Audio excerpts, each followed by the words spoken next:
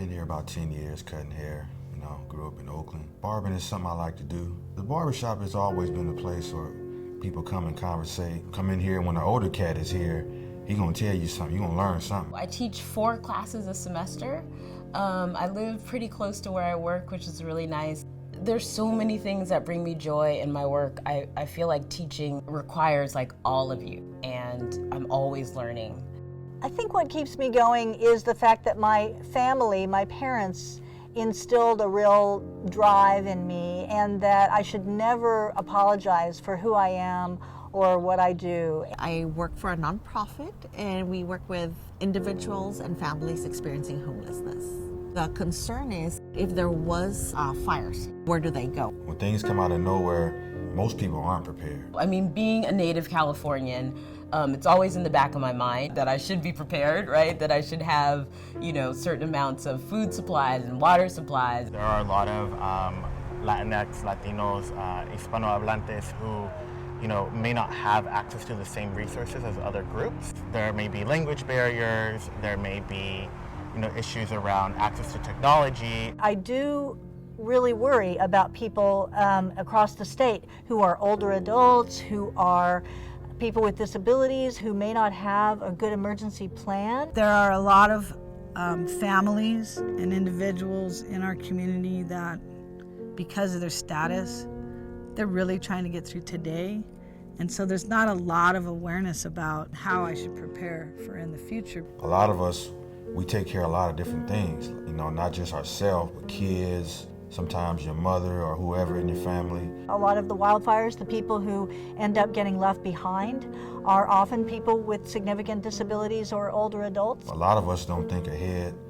Sometimes it's because of our situation. I know for myself, I'm not thinking about the bottled water that I'm supposed to be buying and the go bag that I'm meant to have, and I know the go bag's supposed to have like some money in it, some cash in it. I try to get prepared best I can, try to save money and all of that, but of course it'd be hard. But I absolutely live paycheck to paycheck. I also recently finished graduate school, and so now I am just digging myself out of just the nominal credit card debt. You're in a very rural community, large parcel sizes. It's a severely disadvantaged community. But I don't have nothing really prepared as far as food set aside, water, and all of that. We're definitely slighted when it comes to disaster preparedness and emergency management.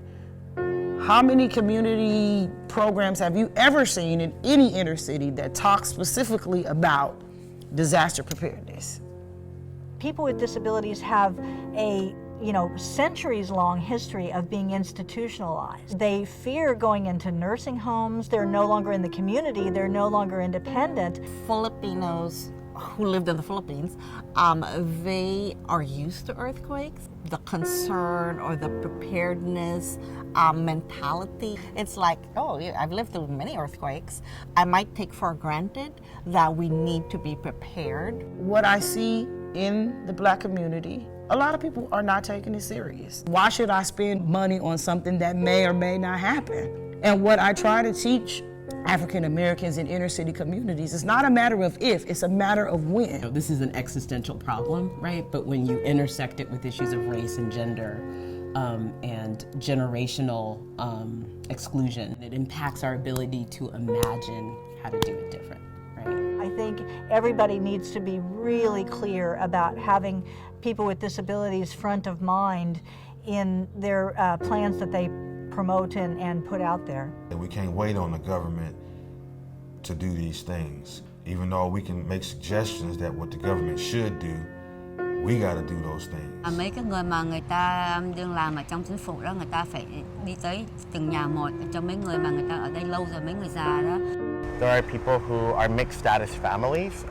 Some hold citizenship in the country, some do not. So when it comes to things around government and around authorities, people might have some fear or might, not be able to feel like they can trust what is coming from government officials. The government has themselves to blame. African Americans, we have to have your trust.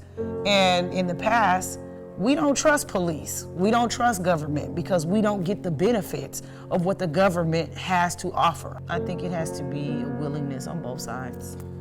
because you can't say, okay, we're willing, and others like, I don't care. The more that we could raise awareness of, what might be lacking, what are the needs, what can we do, would definitely be positive.